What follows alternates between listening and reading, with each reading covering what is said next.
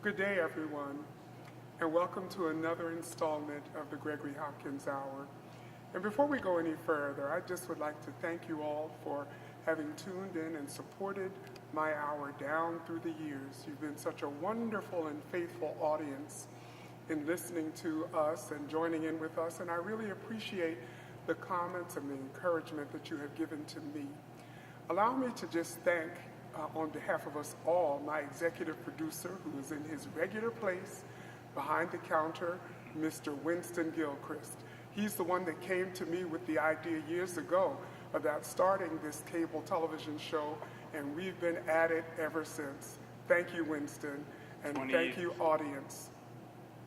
Now you'll notice today I'm flanked with friends today. We have a little bit different format from what we usually have.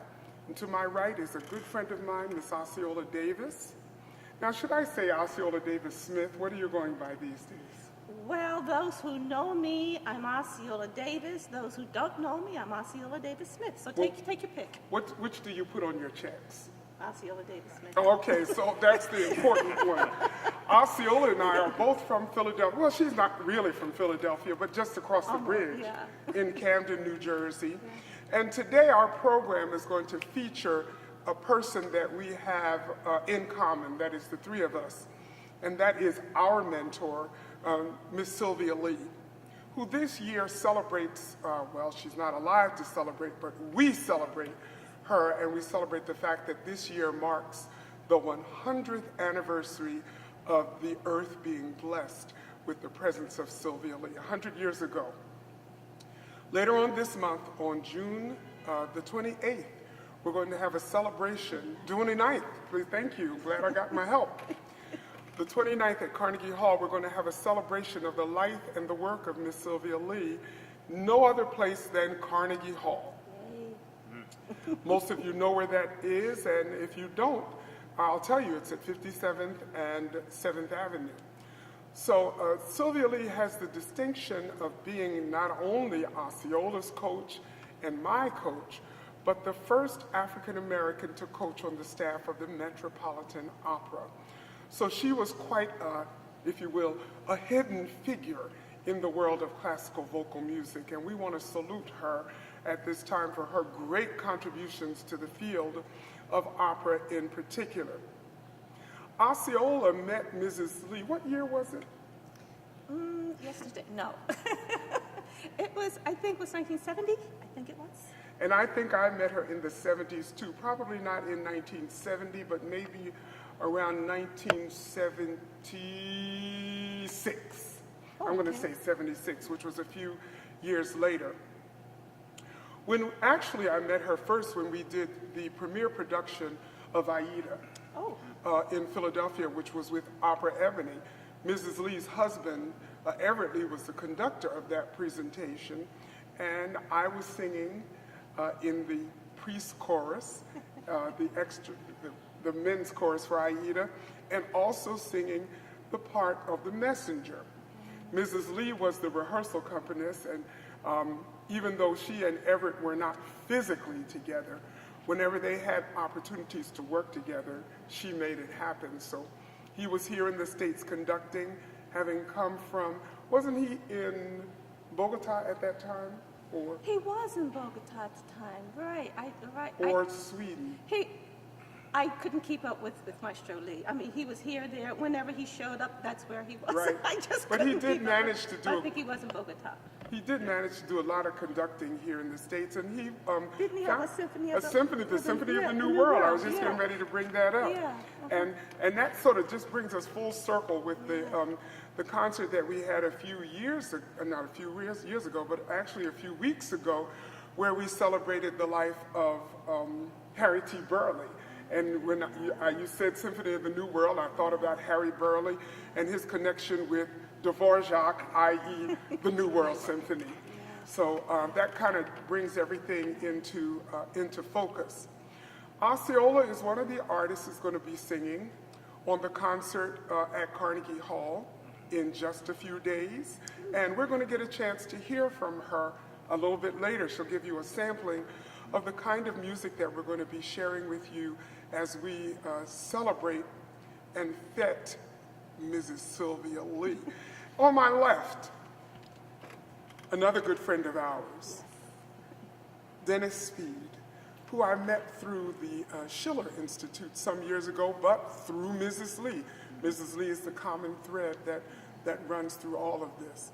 Dennis Lee, tell us a little bit about the Schiller Institute. Well, first of all, I have Dennis to let Lee, you know. did I say that? You said that. I I like married that. you I'll into take the that. family. I'll take that.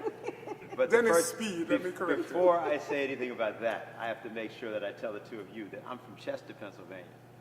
All right, so you're Philadelphia. That's right. I'm Chester, and she's Camden. That may not mean a lot to the people out Well, there. it does mean a lot to me. In fact, I have two To me, sisters you're that not live New in York Chester. born. Yeah, really. Two And we're sisters from in the same term. Yes, same right. from the same area, Yeah. right? So it's important. Well, the concert. Can anything good come out of Chester? Can Everything good comes out of Chester. Nothing but Okay. good. Everything I don't know. good. I told you I have two sisters that live in Nice. Chester. One of my sisters rented an apartment in Swarthmore, Yeah. so her kids Yeah. would not have to go to school in Chester. Yeah, okay. She Well, kept her house in Chester, but rented an apartment I in didn't mean Swarthmore. to trigger That whole conflict we're here to talk about between Sylvia, not Swarthmore, not Chester and Chester. Philadelphia, Swarthmore. But Yeah. it's another discussion. Anyway, our concert will be Thursday, June 29th. What's that date again? Thursday, June 29th. Now, thank you for correcting my mistake. Just want to make sure y'all got that What date time? right. That's going to be at 7 o'clock. It's actually 7:30, but we tell everybody 7 o'clock, you know. So let's Get say there that, all right? early and get there often. Yes, and as you mentioned, the Schiller Institute, which is the organization I'm a part of, Sponsoring. well, actually co-sponsoring. The actual main organization, which I've been working with, which is doing this, is the Foundation for the Revival of Classical Culture. So now this is a new organization, just formed about 5 years ago, and it's mainly New York City based. Basically, what it's been doing is trying to offer classical music to all sorts of audiences in New York City, not just African American audiences, because now, of course, because of the cutbacks in the music programs in the schools, many students have no acquaintance whatsoever with classical music. Well, is there a particular focus on developing classical music for underserved audiences? Yes, and specifically, in my case, Sylvia's message with me particularly resonated there, because she used to tell me, I used to drive her up and down the highway, the New Jersey Turnpike, back in 93, She 94. was the queen of hitching. Oh man, she always She was had. the She queen. never paid, that lady never paid a dime, because she always had somebody taking her from one place to another. And right? somewhere to stay when she got there. And she had stories to tell you, which is what Yes. you got in exchange. Because she's such a loving person, you just couldn't help but want to be around and help Yeah, her. yeah, no, because Loving right. and engaging. Yes, And yes, the yes. things she could tell you were amazing. Right. And so one of the things that she told me, which was not something in my consciousness, was that the great singers of the future would be working at, waiting on tables. They would be in the restaurants, the business. They would be in the gas stations, and garages, and so on. Mechanics. That's who it would be. And she was saying, and the way you get great voices is that you have a whole lot of people involved, and this repertoire is just as much part of their experience as any other music. And it always struck me, right? Well, can that be true? Well, it has to be true. You know, I look at the fact that here in New York, we have the distinction of having an African-American clarinetist who is the principal clarinetist in the Philharmonic Orchestra. And you can never strive to be a clarinetist if you never have the opportunity to know what a clarinet is. To hold one, to feel one, and to excel in it, that only happens with the first experience. So, Exactly. You know, yeah, it's not And a that's what bad. and that's what the foundation's been doing. So, for example, it will be running a summer school right after the concert. Starts, I think, July 11th.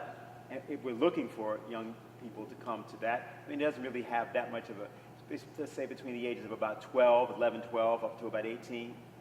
And the concept is to, again, introduce them over a 5-week period there in the summer to this. I think it's going to be at All Souls Church, I believe, over on 80th and Lexington. But the main point is that Sylvia's particular focus, what she used to call saving young lyric voices in advance. Her acronym for Project Sylvia, right, for her name. And so that's what we want to call attention to. The underappreciated teachers who are the reason that you find these voices or find great artists or find great thinkers.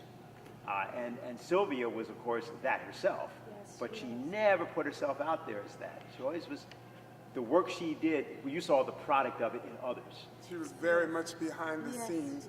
And when you talk about intellect, I used to spend so many hours in Mrs. Lee's apartment, and she always wanted you to be working on music. She always wanted you to be involved in something that was going to edify you in some way. So she would say, well, if you're going to play a game, you got to do something that's going to teach you something. So for that reason, she loved Scrabble. So she was either working on music, playing Scrabble, and then she would stop music to watch Jeopardy. That was her daily fix, watching Jeopardy. And she would sit there day after day and answer every question correct. Every question correct. And I said, Mrs. Lee, you should go on the show. Oh, no, not She never really touted her own strengths and her own virtues. But she was truly a Renaissance woman who knew a lot about a lot of different kinds of things, not just music and not just opera. Let me just say this thing as far as my relationship with Mrs. Lee, which I cherish still so much today. Coming from Camden, while we didn't really have that much classical music on the radio, so my background was really kind of limited. But so I didn't really know about the languages or anything. But when I was working with her, she would say, "What does this mean?" And I didn't know what it meant. And she said, "Okay, take your time, go home, and write the translation over each word. And when you have it all translated and you know what you're talking Bring about, it back to me. Bring it back to me.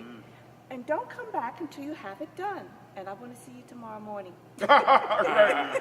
And the interesting thing is, trying to follow in Mrs. Lee's footsteps with my students, it is so much easier a process now. They push a button on their phone and they have an app that translates the whole thing for them. We had to get those little dictionaries to look up every word and try to figure out, okay, now what person is that? It has an E on the end, so who's doing the action here? Right. You have the conjugated form, you have the infinitive there.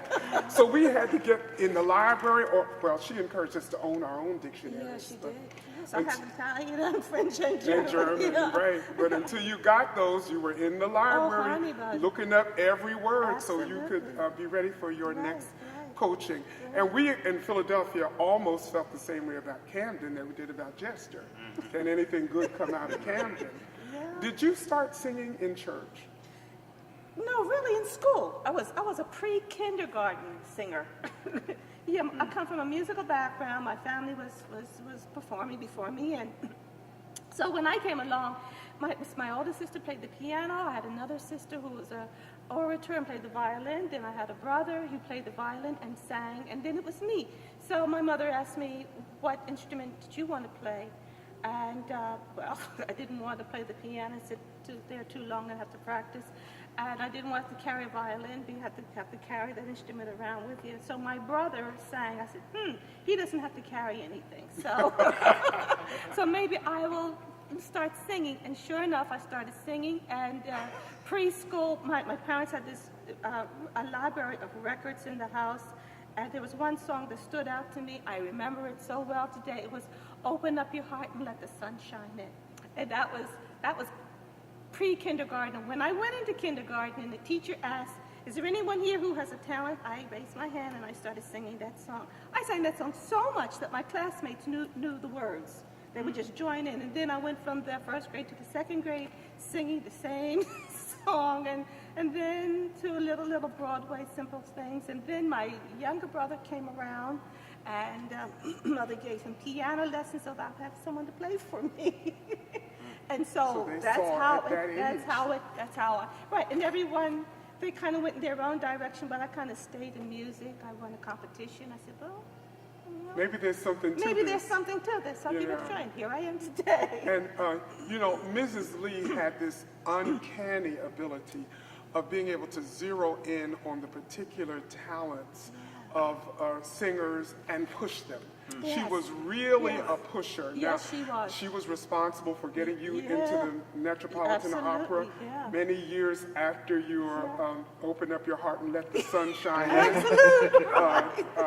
Who would have thunk that? First, she was responsible for me going to Europe. I didn't want to go to Europe. I was scared to go. You know, coming from Camden, a very sheltered town and everything. She said, "You gotta go. You gotta go." And I said, "But I don't have any money." She said, "That's your problem. You have to find the money. Make sure it's honest. But you get the money and you go."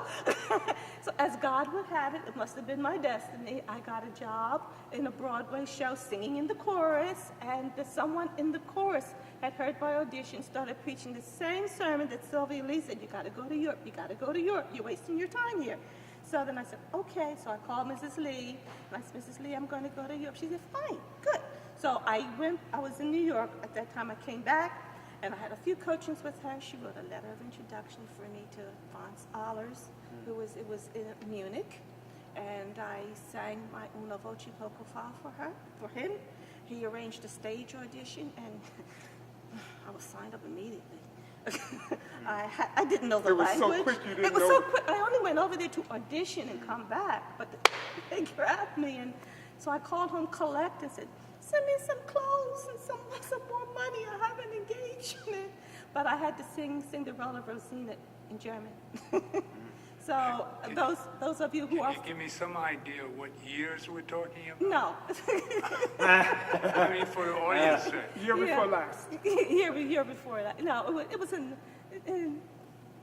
the 70s. Yeah, well, we told you Yeah. earlier Yeah. we met Mrs. Lee in the 70s, so In that the gives you a little 70s. bit of reference. Right, Yeah. right. You know, I have a question for both of you, because both of you are teachers. And obviously, that's what Sylvia did. So when you teach, you said a few things about how much easier it is for students, but what about the teachers?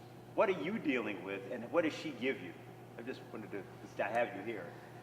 I miss Sylvia Lee so much because I am in, at the moment, I'm at a university. I think it's honest to say that it's a wonderful university. They have produced excellent people, maybe people in the government who have come from that school. It's really, but the students in the music department are also very talented, and I have one student now who has done very well. He graduated from Lehman, and he's working on his master's in Europe. He's at the Mozarteum working And on... we know him. He was in our production of Voodoo last year. Right. Yeah. He was Very he's fine doing singer. very well, and he comes back and does guest work, but he's going to Bulgaria. And did I hear something about him doing Eugene Onegin in Russian? He did it. Isn't Right. that- Yeah, yeah. it's on the web. It's what is it? It's the Mozarteum website, and he's doing the lead role. His name is Darian Worrell, Darian Worrell, Worrell, and he is the only one of color in the cast. But he does it. He wears it very well. So we're very proud of him. And then I had another student who was very talented. She managed to learn the Una Voce Poco Fa in 1 month. And I'm very, very proud of her. But it's a cultural place. I have a student who just gave her senior recital. I think it was Tuesday night of this week. She was from South America. She did lots of South American music. And then the level is different. I'm trying to get them to really not just take the course for credit, but to really love it and see the beauty that the composers felt. I want them to understand what they're singing about, and they do, but because they just don't hear it so much on the radio. It's really something to get them interested. They like the music and they want to work on it, but like I have another student who sang the Mozart Porta d'Amore. She sang it beautifully, but she wanted to work on it because she liked the melody, but she wanted to do her own type of thing. And to get that style separated from the way Mozart wanted his Porta d'Amore, it's like a Dr. Jekyll and Mr. Hyde. It's an interesting experience. It's growth for me as a teacher to see what the students are thinking, what they're expecting, how I can bring out the classical aspect in their understanding so that they can accept it and even kind of want to continue with it. Some, yes, want to continue with it. Some are just, let's face it takes a lot of discipline to really get that right. But if you can come out and do your little thing and everyone says yes and you get a paycheck, you know, it's not really advancing the Afro-American community in the classical culture. And I would like to see more of that. You know, Greg, I just want to say about this. This is one of the concerns that I've had, both in the Schiller Institute, which many years ago, the Schiller Institute was started back in 1984. Helga LaRouche of Germany started it. I was one of the founding members. At that time, we were really trying to go after the idea of just telling people who Friedrich Schiller was, from the standpoint of the idea that great people and great societies are always judged by their artists first. You know, power is one thing, but beauty is a different thing.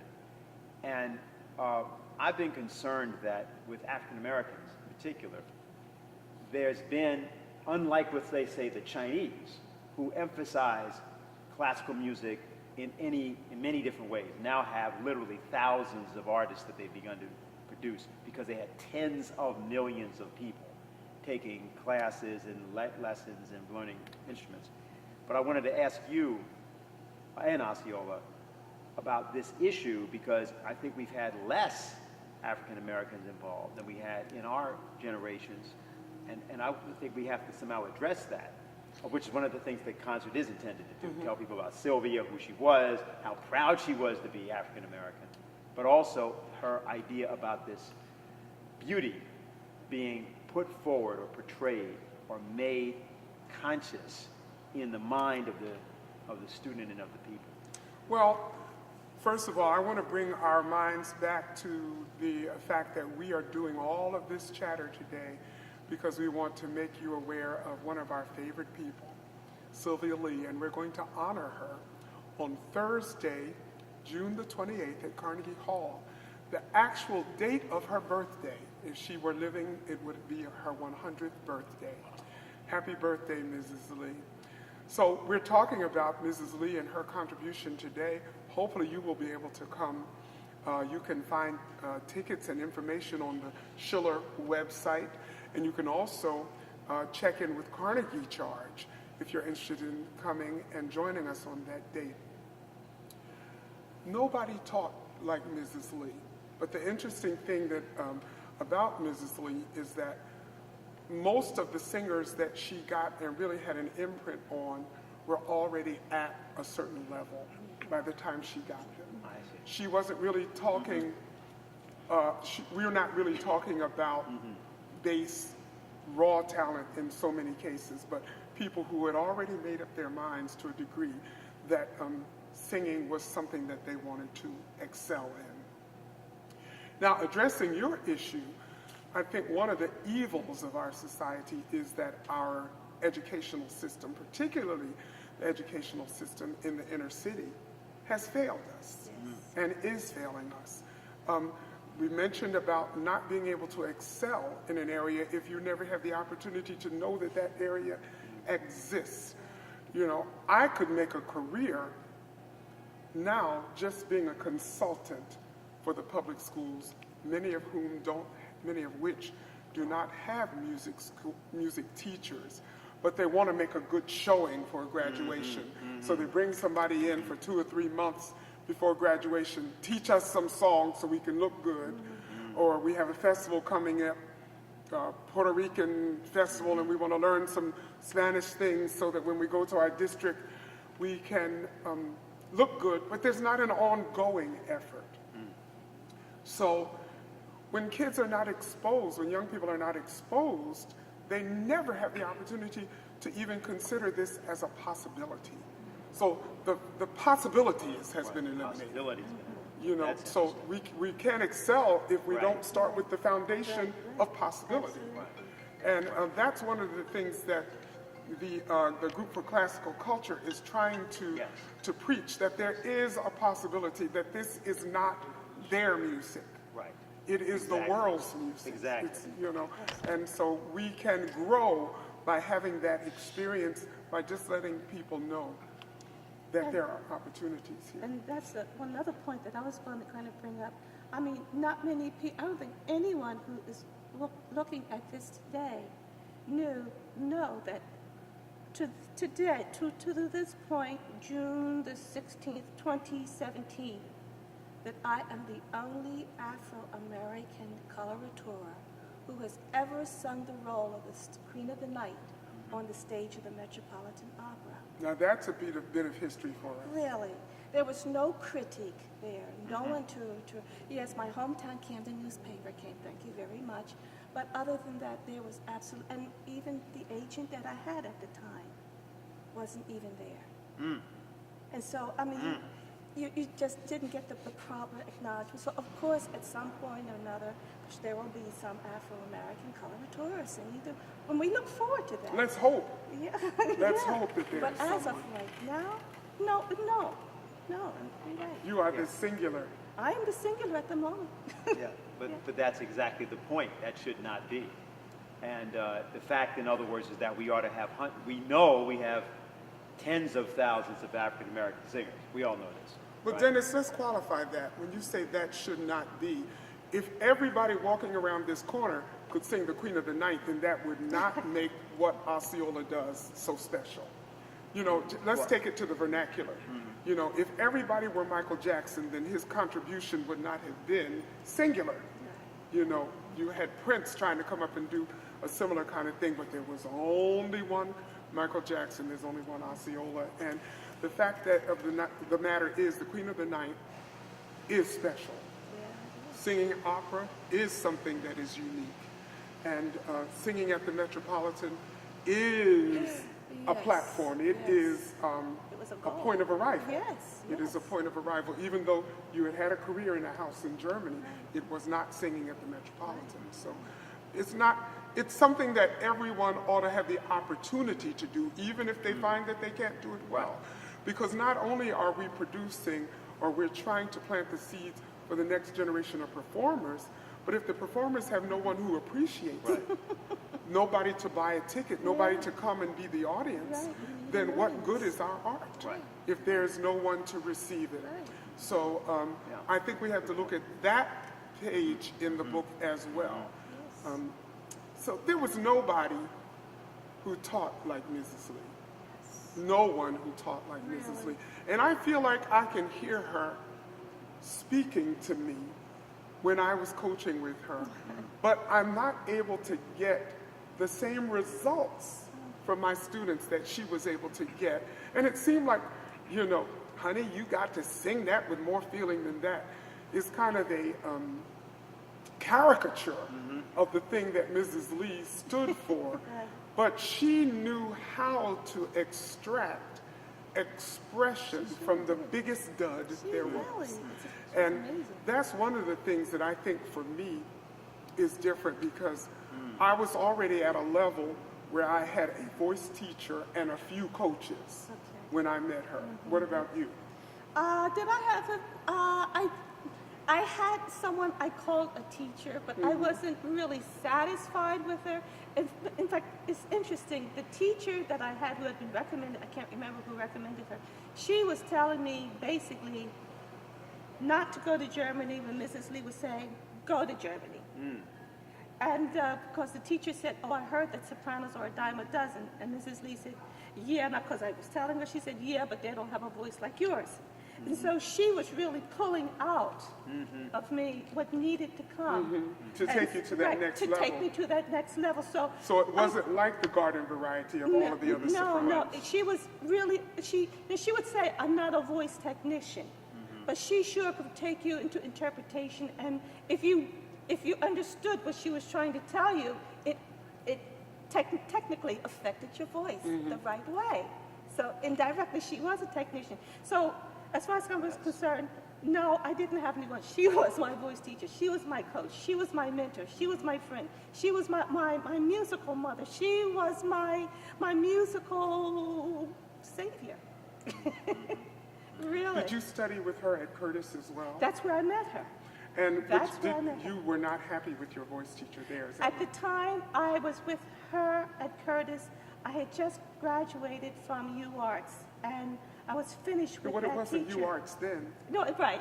It was you. Okay, let's get it correct. Okay, it was Philadelphia Musical Academy. That's right, PMA. PMA, yes, PMA. Not PMS.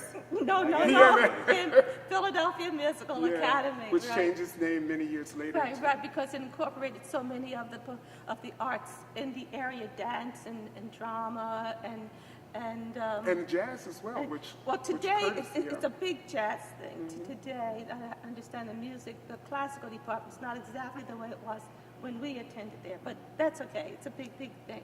But I had just graduated with my BM and BA and BMA, and so I went on to work at Curtis, and it was really the charter year of their opera department.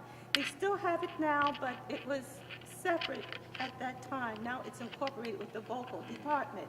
But at that time, it was under Max Rudolph, who came from the Met, and he brought Sylvia with him. Right, so the two of them were kind of in charge of that opera department.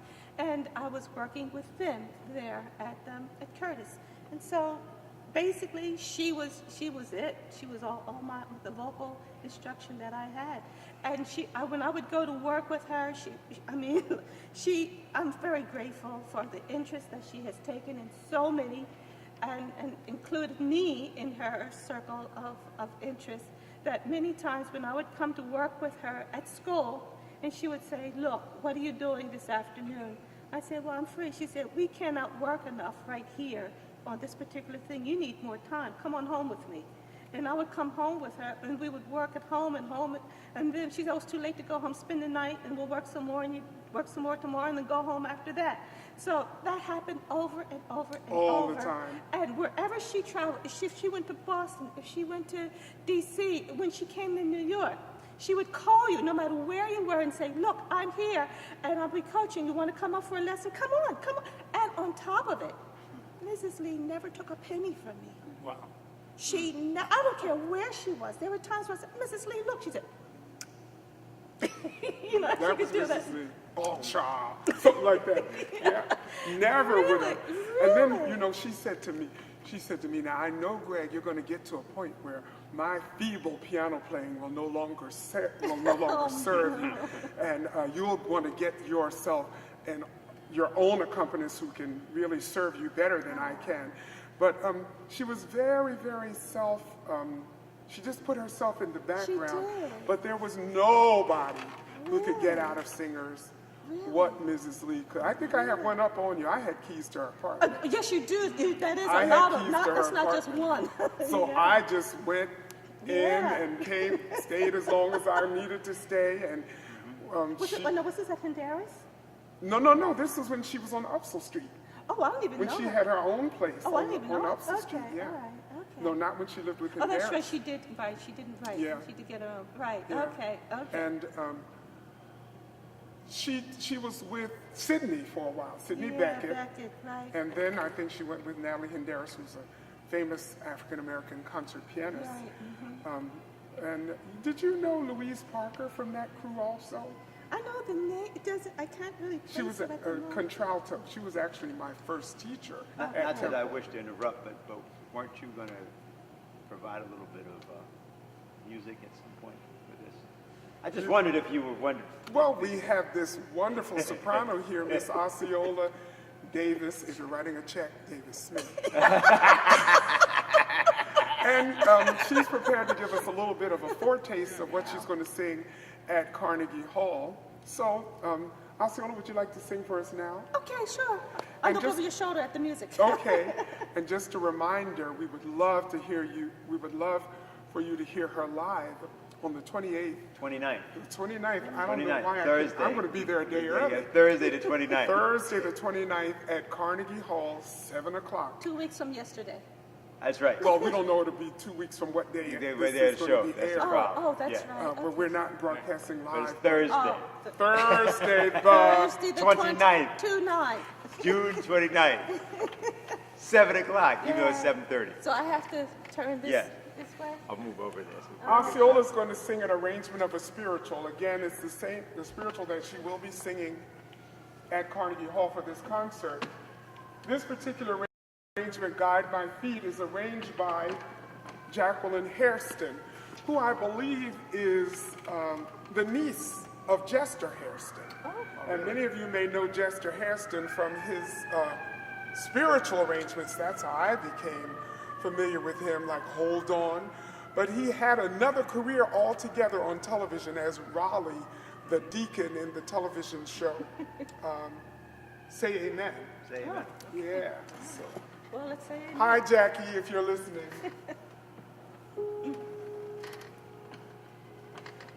Guide my feet, Lord, while I run this race. Guide my feet, Lord, while I run this race. Guide my feet, Lord, while I run this race. For I don't want to run this race in vain. Hold my hand, Lord, while I run this race. Hold my hand, Lord, while I run this race. Hold my hand, Lord, while I run this race. For I don't want to run this race in vain. Stand by me, Lord, while I run this race. Stand by me, Lord, while I run this race. Stand by me, while I run this race. For I don't want to run this race in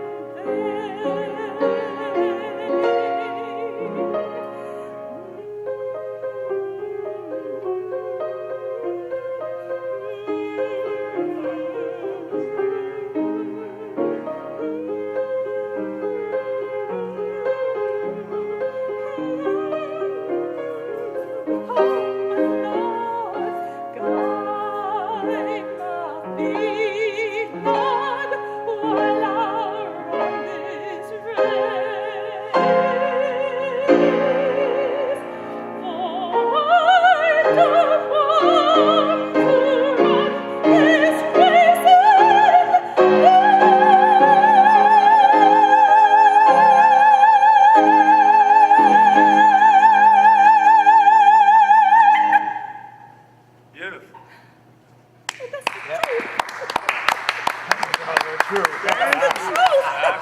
You don't want to run it in vain. No. That's my testimony. Now, in the true spirit of Mrs. Lee, I remember several times Mrs. Lee, when I would finish something, and she would often let you get through something before she started really Tearing it down down. and just kind of biting into it. Now, tell me something about your performance. What did you think about what you just did? And she wouldn't allow you to start with anything negative. Oh, good. You had to say something positive about what you just did. Yeah. And we can certainly have a lot positive to say about what you just sang, Osceola. Thank you so much. My pleasure. And in the true spirit of Mrs. Lee, you made us really feel like you wanted God to guide your feet, and consequently, we felt like we wanted to pray that same prayer at the same time. I could almost see her saying, really getting into it, you know, because, you know, she said, honey, her father, you know, was a Baptist minister from Tennessee. So she really grew up in the old Southern Baptist. And my uncle was a Baptist minister too. And so I could really identify. You could relate to it. Yeah, I could really relate to it. And whenever I sing a spirit, sometimes I almost wish I was a mezzo so that I could really get down the way. Some of them, but she said, that's where you are, let it come out the way you feel it. So, so every time I sing a spiritual, I think of Sylvia Olden Lee. And when you talk about spirituals, now, one of the things that kind of was a disconnect for me, growing up in church, you know, we in church, there was no such thing as singing without expression. I mean, you had a responsibility to make your congregation feel something when you sang. If you didn't, then you hadn't done your job. Right. And for me, Mrs. Lee was able to draw that connection that we had. Okay, so you do it in this, so why can't you make this Italian sit up and speak to these people in the same way? Right. And I remember when I was at Temple University, which I did Temple before I went to Curtis, like you did PMA. And one of my coaches, and this is after I had started working with Mrs. Lee, sort of moonlighting because I was still studying at Temple, but I had met her before coming to Curtis, and got some of what she had to say and to offer. And one of the people on my jury said, well, you managed to put a little gospel in that.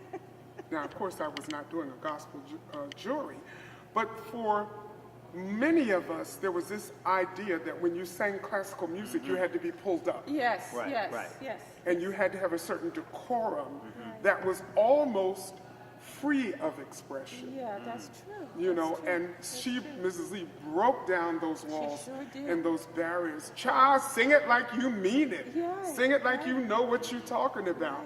And she would get right down Oh, and gutsy with you. Now, for many of you, if you look at a picture of Mrs. Lee, have you got a picture that you can? I got one right here. There you go. That's a while back, but that's good. But anything. Many people don't recognize from the picture that she was African American, black, say it loud, I'm black and I'm proud, kind of James Brown kind of person. Right. To the point that Mrs. Lee had the first line of her bio was Sylvia Olden Lee, granddaughter of slaves, just in case you had any question about her ethnicity. She was very, very proud of it.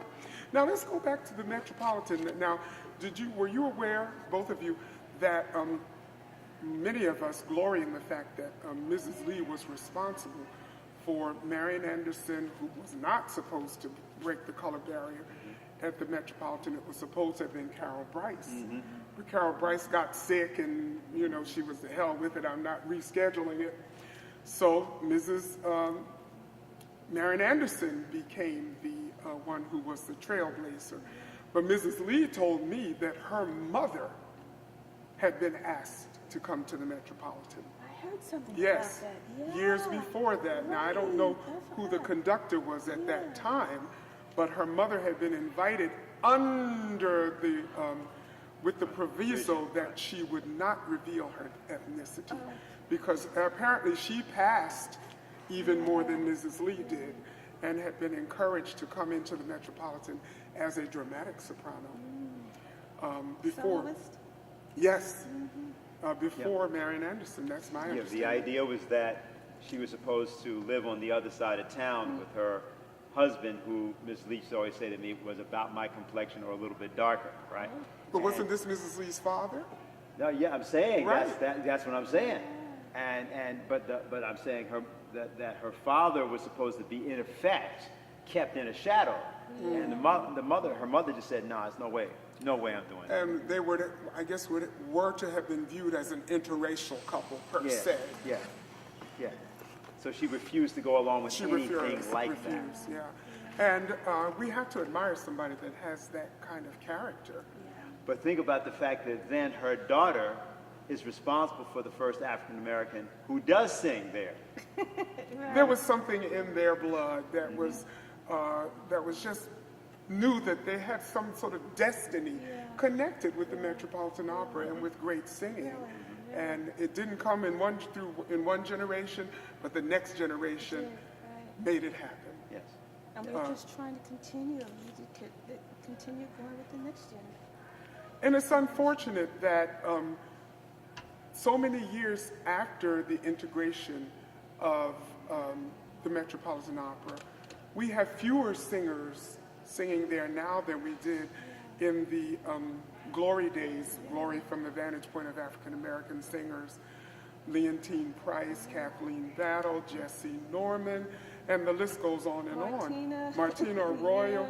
Now, how many are there Barrett. now? Do you happen to know? Barrett, you have to say Bunbury in the same breath. Absolutely, sure. Besides Brownlee, Well, one of our, when I say our singers from Harlem Opera Theater, just last week got a contract. wonderful. Brandy. Oh, Brandy, Oh, she yes, did? she Oh, just got a great. contract Oh, great. What up will in she be there. doing? We don't know what she will be I doing, but expected that. No. her story may be like mine. Mrs. Lee arranged for me to get an audition on the stage, and I never went back on the stage again. After that, But she has the contract. she has the contract, but I don't know what it is for, because many times you're just She didn't tell you? covering.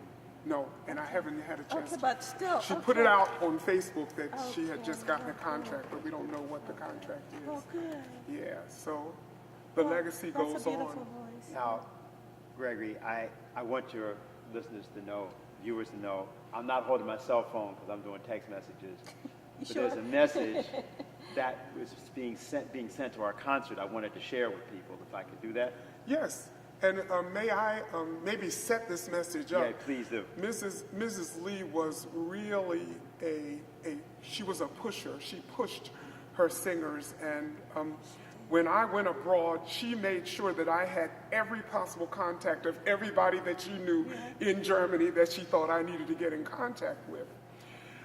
To this end, Mrs. Lee was the one who was responsible for connecting me with the Honorable Louis Farrakhan and providing me with the platform to sing for the Million Man March right after his famous address there in the plaza, the mall in Washington. So we are very, very fortunate that when we got in contact with Minister Farrakhan, he responded in a very positive way. And Dennis is going to share with us now a communication from the minister. And I think most people, when they hear it, will be amazed at what it says. This will give you a very good idea why you may want to come to this concert to honor this lady. So this is from Minister Louis Farrakhan. I'm just reading the whole thing. Okay? In the name of Allah, the Beneficent, the Merciful. And he says, Sylvia Olden Lee was the greatest influence in my return to the study of the violin after 42 years of no formal training. As a youngster, I had hoped to become a great violinist, but my life took another course and I gave up my violin for my ministry. I met Sylvia Olden Lee in the late 1980s and invited her and Elvira Green, who will be also with us that day at the concert, Elvira. to have dinner with me. Later that evening, I got out my violin and began to play part of the Mendelssohn Violin Concerto. And Mrs. Lee went to the piano to accompany me. And she probably didn't have any music. No. She never used music. She knew everything. She had this from stuff there. on her Any head. key. She later arranged an invitation from the National Association of Negro Musicians, of which she was a member, for me to play my violin with her accompanying me at their national convention. Ms. Lee encouraged me to, quote, seriously play my violin again. So I hired a teacher and renewed my musical journey. I might not have publicly performed the Mendelssohn and Beethoven violin concertos after 60 years of age, nor produced an album which features a song written by Adolphus Hailstork yes. in honor of Ms. Olden Lee, entitled Who is Sylvia?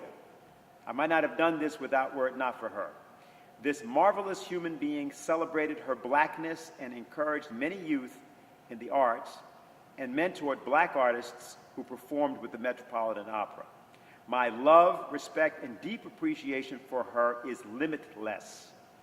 In the twilight years of my life, I will carry her in my heart to my last breath. I feel greatly honored to be among those who are paying tribute to this extraordinary woman, a gift from Allah, God, to us and humanity. With profound respect, the Honorable Minister Louis Farrakhan, servant to the lost found nation of Islam in the West. Well, certainly, Dennis, we want to thank you for sharing that wonderful nugget with us from the Honorable Minister Farrakhan as we talk about the great life and legacy of Sylvia Lee, our friend, our mentor, and the lady who we will honor in celebration of her centennial on the 28th of June. 29th. You knew I was going to say that wrong, didn't you? Well, by now they know it's 29. Yeah, That's right. right. Gregory So says much. that. So that's good. At Carnegie Hall, Right. 57th Street and 7th Let me just say Avenue. one quick thing and then I'll shut up. I have the opportunity now. I'm reading a book about the building of Carnegie Hall and everything that went into it, all the thought and everything, and Andrew Carnegie. And the reason they wanted it, of course, to really have a place for classical music, to really have its thing. And to know that Mrs. Lee is going to be honored in that building, it's just something special that I think Andrew Carnegie should be happy about wherever he is. Sounds funny, but it's true because she has so much.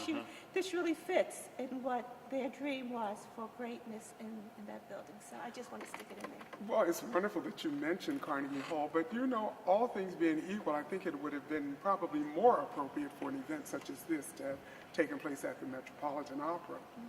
I mean, she made such a contribution to so many people who graced that stage that it should have been the Met's opportunity to pay homage to this great woman of You music. know, the Met can still make up for it. It's not too late. Not on the centennial. No, not on the Not this centennial. year. They can't do that. But they can, you know, reparations are in order. You Yeah. know. Well, let's start somewhere. So. So again, we would like to invite you to come and share with us as we honor Mrs. Lee on the 100th anniversary of her birthday at Carnegie Hall sometime this month. June 29th. June 29th. Thursday. Thursday. 7 o'clock, 7:30. which is actually 7:30. Right? Okay. We just want to make you aware of the fact that if you would like to get more information about this and other offerings of the Schiller Institute, you can check into their website and also to the website for the Revival for Classical Culture. Yeah, the And I- Foundation for the Revival of Classical Culture. It's a long name, so I'm going to give the initials Acronyms. FFTROCC. Foundation for the Revival of Classical Culture. But if you put the first three words in, it'll come up anyway. This site just pops right up. Great. Thank And we also want you to know that in addition to great vocal singing, like you've heard today from Miss Osceola Davis-Smith, we're going to have a couple of wonderful pianists who will be performing at Carnegie Hall. We have organized a concert choir that is paying tribute to Mrs. Lee, and we expect to have about 200 singers in that choir on the stage. My church choir will be a part of that group, and there will be lots of people from the community, from Brooklyn, from New Jersey, who have been affiliated with other branches of the Schiller Choir. So it's going to be a really great evening of great music. So it is our hope that we will be able to see your face in the place. As they say out on the street, be there or be square. Have we forgotten anything, Osceola? There's still so many things we can't put in because it's just so much, but I think right now we've covered it a lot. Yeah, we Yeah, just want to, we've covered it we all. hope that you'll be there with us Yes. to celebrate. Dennis, any closing remarks? Or? I would just let people know that the concept that Sylvia had, that all these young lyric voices, as she put it, could be saved, could be developed. You already made a point, Gregory, that was people that had actually had some training, they were being advanced, and she was really working with them. But this notion that everybody should be part of the process, because you need a great audience. You can't have great artists and not have a great audience. And you need an opportunity. You need the opportunity. And so that's what the Foundation for the Revival of Classical Culture is all about. The Schiller Institute has a New York City chorus. I should let everybody know. we always ask that people who have never sung before come there and become part of that. We carry out all of our rehearsals at what's called the proper tuning. We talk about it as the Verdi tuning. It's lower than the normal tuning that people are used to. And people Now, how find low is it, Dennis? Is it a half step? It's not quite a half step. It's an A at a 432. Your usual piano and so on will be at a 440 and 440. up, right? And so we're doing it about 8 beats lower, 8 cycles per second lower. And this was the tuning that Giuseppe Verdi, the great operatic composer, did. So that's what we're using. And so people are welcome to join, and we hope to see you in Carnegie Hall on June 29th. June 29th? June 29th. At 7 o'clock, or you can come at 7:30, okay? Happy birthday, Mrs. Lee. And thank you for Happy tuning in birthday. to the Gregory Hopkins Hour.